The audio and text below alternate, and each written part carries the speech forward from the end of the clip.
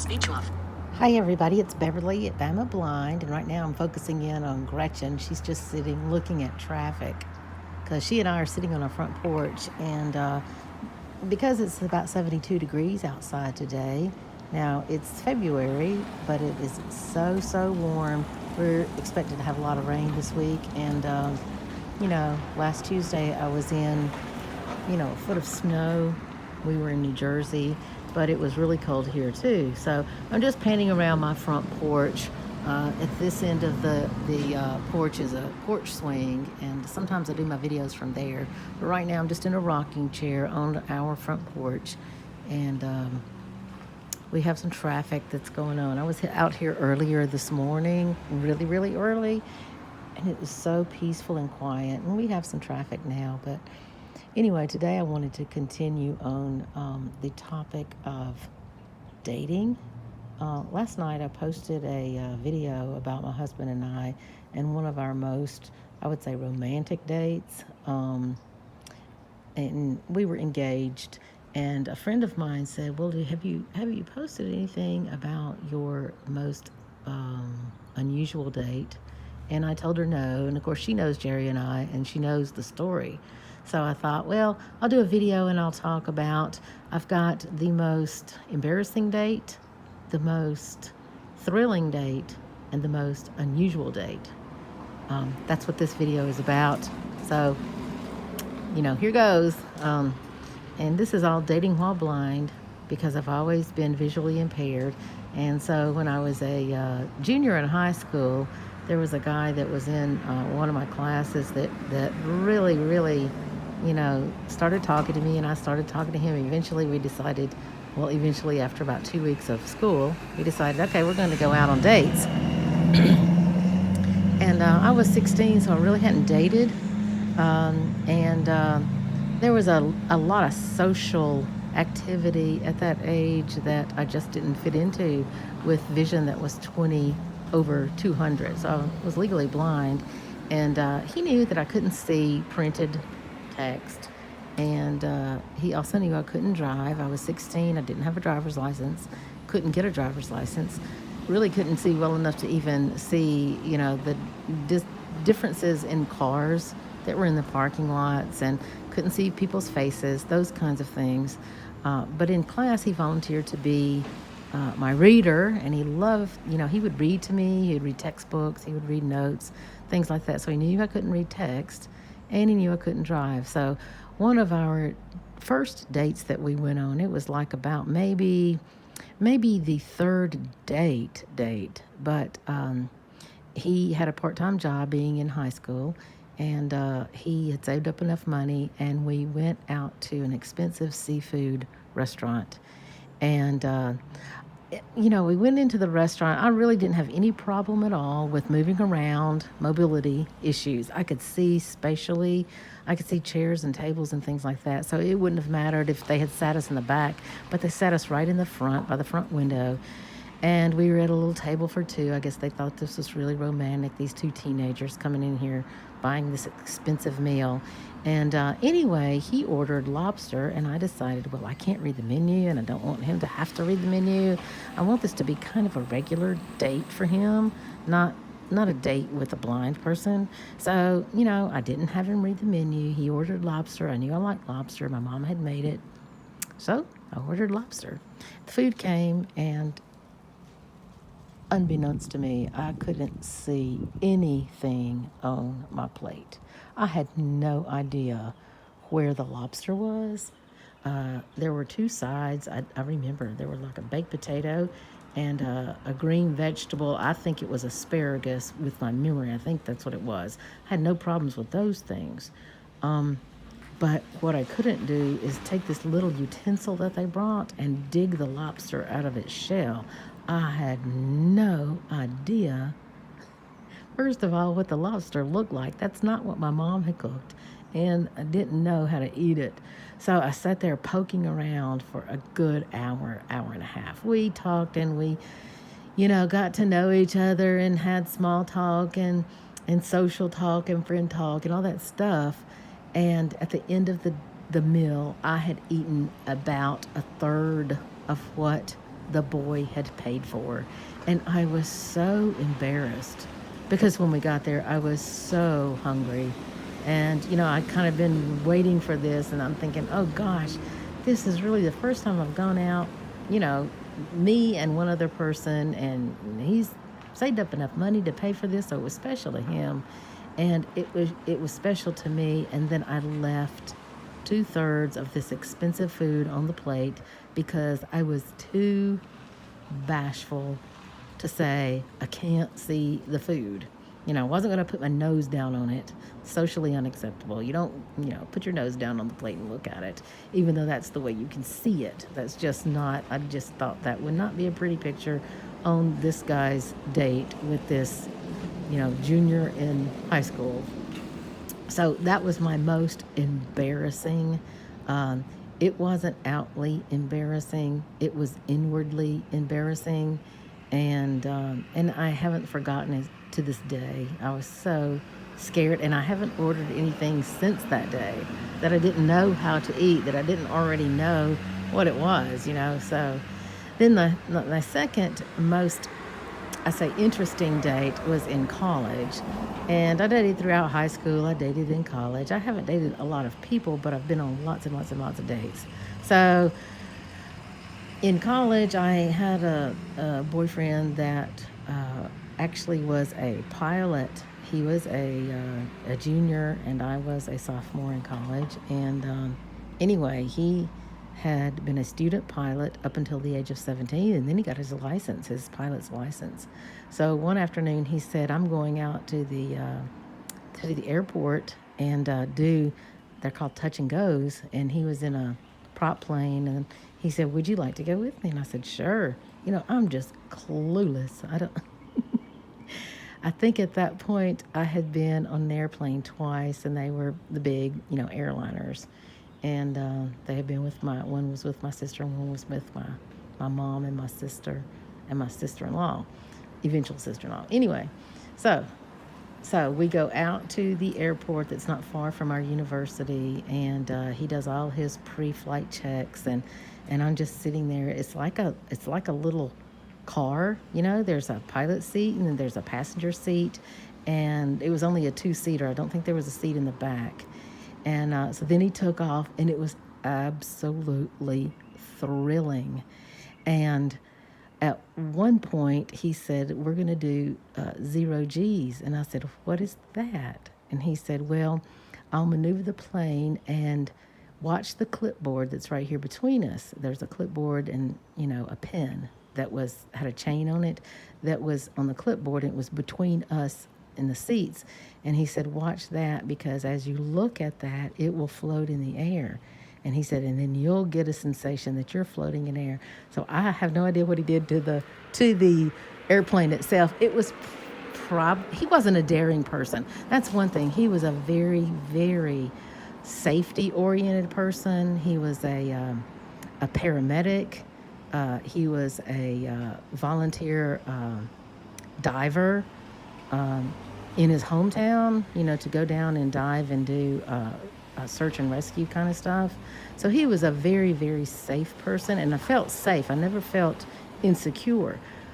But as we flew, because all of my central vision was gone and I had only peripheral vision, I was able to look out the windshield of this little airplane to the sides, to the front, to the top, to the bottom, and see the world. I mean, just absolutely see this huge field of vision of blue. And then all of a sudden, straight in front of me on the windshield, instead of blue and clouds and sky, I saw brown and green. And I said, "What's going on?" And he said, "Okay, now we're going toward the earth." So, my body couldn't tell me that we were going toward the ground, but my eyes could see the ground in front of us. It was such a different perspective.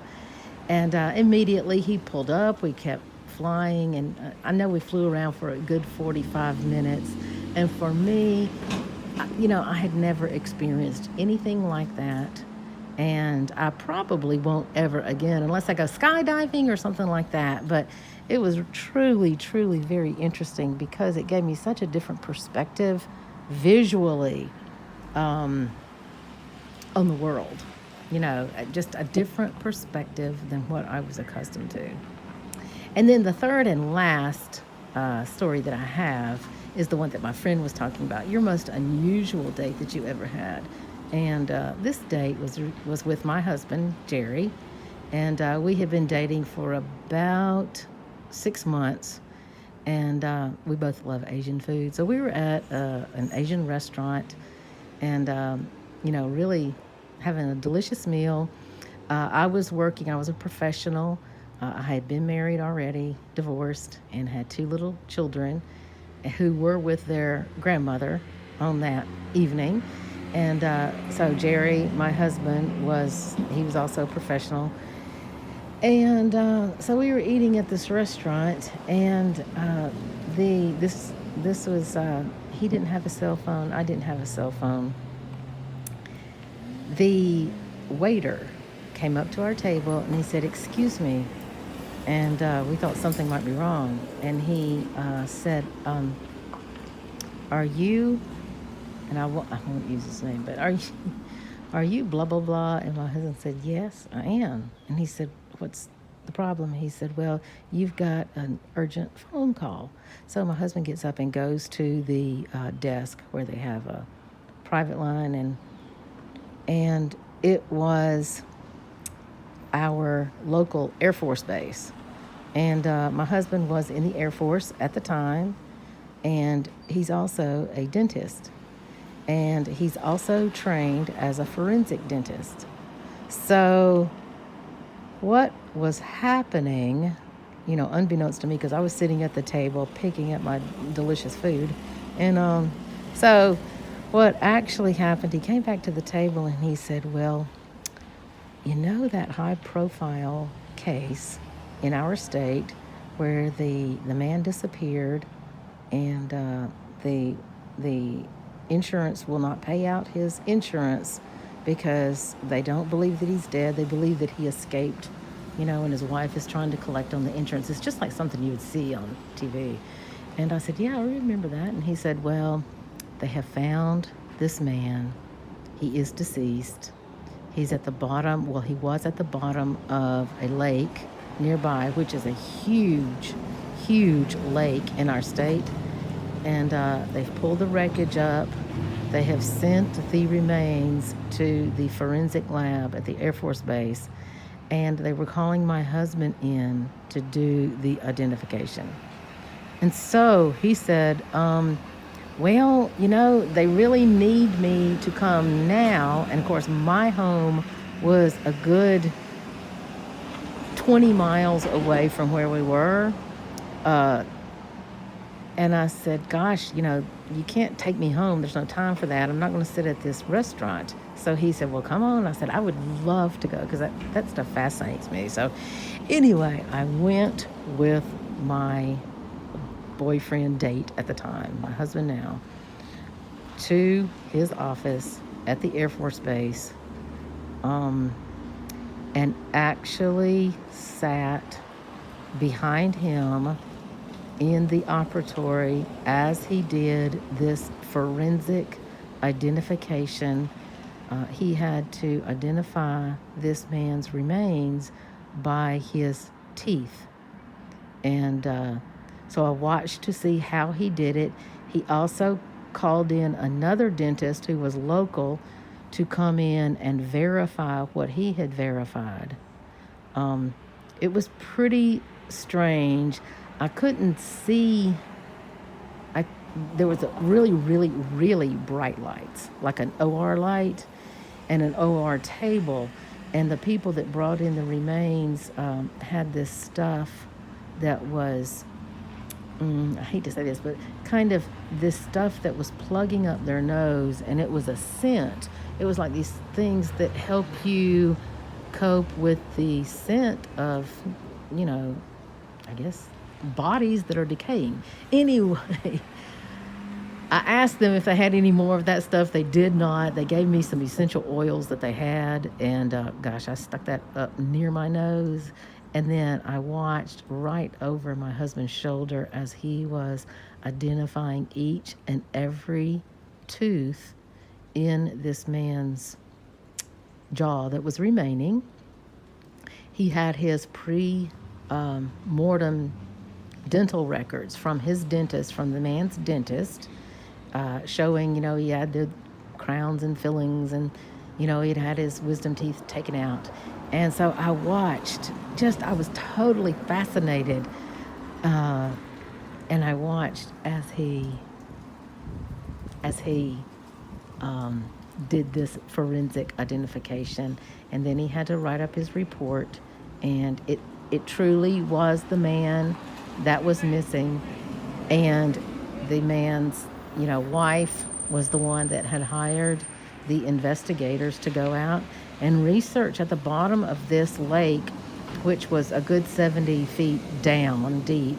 And he was in a prop plane, which he was, flying, and had actually crashed into the lake and had been dead for, I think this case had been going on for about 9 months. So he had been missing for 9 months. She was unable to get life insurance for herself and the children until this identification had been confirmed. So once my husband, my date at the time, my boyfriend, identified the man, we walked outside and there were reporters everywhere, people ready to go to the news networks with this story. And I was just like, oh my gosh, this is the most bizarre date I have ever been on in my life.